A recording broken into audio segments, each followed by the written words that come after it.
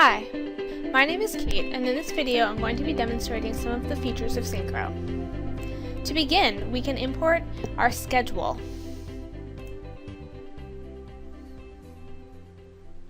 Synchro has the ability to import Power Project, Microsoft Project, and Primavera file types.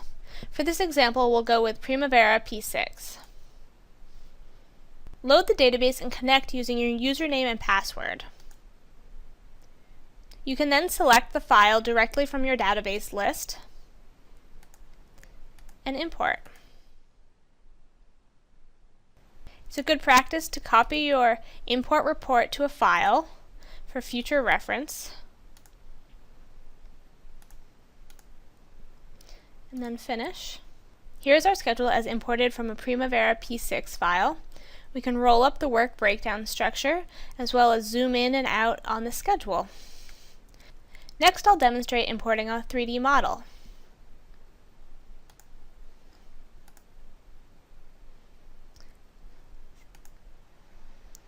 Synchro Professional has the ability to import a number of different file types, including Revit DWF, AutoCAD DWG, Bentley, SketchUp, as well as 3D PDF.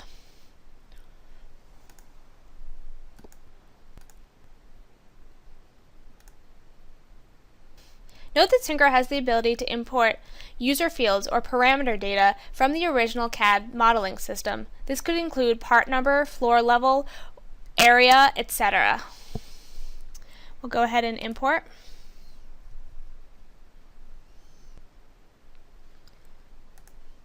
We'll assign our new model to a resource. Synchro tracks equipment, human, location, and material resources. Here's our model as imported from a Revit DWF file. We can zoom in on the model and select individual objects. The process of linking the 3D model to the schedule is very simple. To begin, we'll turn on a 3D filter to make it easier to navigate.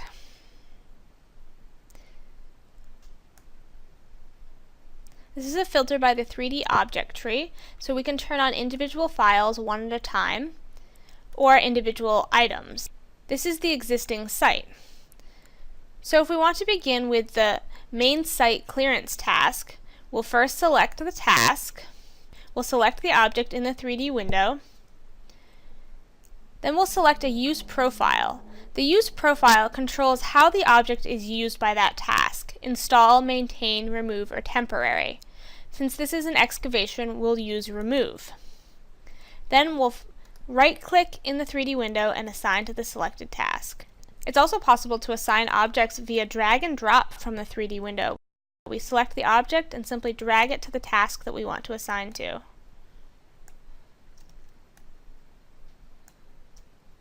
So now if we move our focus time through the tasks, before the project the entire site is visible. During the main site clearance, the object is highlighted orange to indicate that it is being removed, and after the task, the object is removed. We can see the same thing happening for each of these other excavation tasks. The focus time indicates what day it is that we're looking at the project, and it can be moved forward and backwards in time. Note that this main site clearance task is scheduled to take 17 days. If we simply play the focus time, this object will remain orange for the duration of the task. We also have the option to add a little bit more information in the form of a custom use profile. To do this, we'll just add a new one, call it excavation. You can call it anything you'd like. We can see it's a remove profile. It's got the orange color, and we're going to add a growth simulation, and this is going to indicate which direction the object is being removed. And since this was originally assigned with a remove profile, we'll go into Task Properties Resources and quickly switch that to the new excavation profile. Now if we drag our focus time through that task, you can see the excavation taking place in a certain direction. You also have the option to import 3D equipment models, and Synchro does provide an equipment model library. In this example, an excavator has been imported and assigned to the task using a 3D path to show the direction that the excavator will be traveling. So if I go ahead and hit play, you can see it following along with the excavation and then you'll see it traveling out of the site, which was all modeled using a 3D path. Say, for example, you want your 4D model to show the order in which these columns are going to be installed, but in the schedule there's only one task for all of the columns. It's easy to add detail to the schedule using something called model-based scheduling. To do this, simply select the objects in the order in which you want them to be installed while holding Control on the keyboard.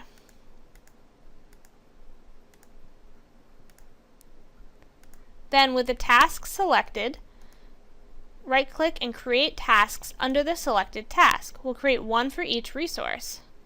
You can see here that Synchro has automatically divided the original task evenly among all of the objects, creating one task for each object as a subtask of the original and linking them in a chain with a finish to start relationship. If we then move to the beginning of this task and press play, we'll see them being installed in the order in which we selected them.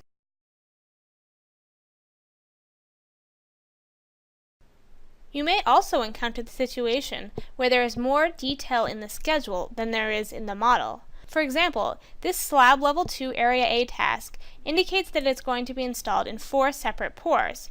However, there's only one slab object for this area. We can easily divide the geometry into the 4 desired pours using the 3D subdivision tool. We'll turn on the slice subdivision type and add a column and a row. Here you can see it's divided into 4 even pieces. However, if we wanted unequal pieces, we could use the user slice option and use these manipulators to place the cuts wherever we'd like. When we're satisfied with the cut, we can close this window. You can now see that the object has been divided into 4 separate pieces, which can be selected separately and assigned to tasks separately. We can use drag and drop from the 3D window or the resource list. Now I've demonstrated how to import a schedule and a model, how to link the model to the schedule, as well as adding new tasks and subdividing 3D objects. If you continued linking the model in the same fashion, you would end up with a completed file. With a fully linked 4D model, you can press play and see the entire construction sequence. This animation could then be exported to an AVI to be used in construction meetings or in presentations.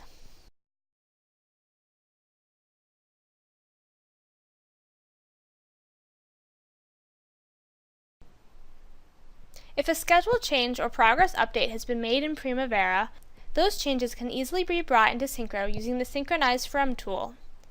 Before doing that, it's best to create a baseline of the original schedule in Synchro.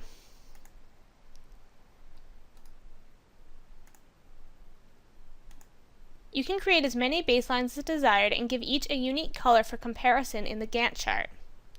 After the schedule has been baselined, we'll go to the External Data tab to synchronize from the updated project. Again, we'll load the database and connect using our password.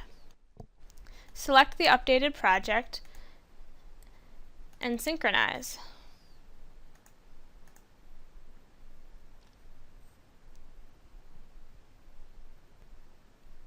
Synchro will provide you with a synchronization report telling you what tasks have been updated. Here you can see how the baseline compares to the updated schedule in the Gantt chart. It's also possible to add an additional 3D window and compare the baseline versus the planned side by side within the 3D view. Simply select one window to use the baseline dates. And here you can see how the schedules compare on any particular day. In this video, I've quickly demonstrated some of the features of Synchro. For more in-depth explanations or step-by-step instructions, please see the e-learning playlist on our YouTube channel. Thank you for watching.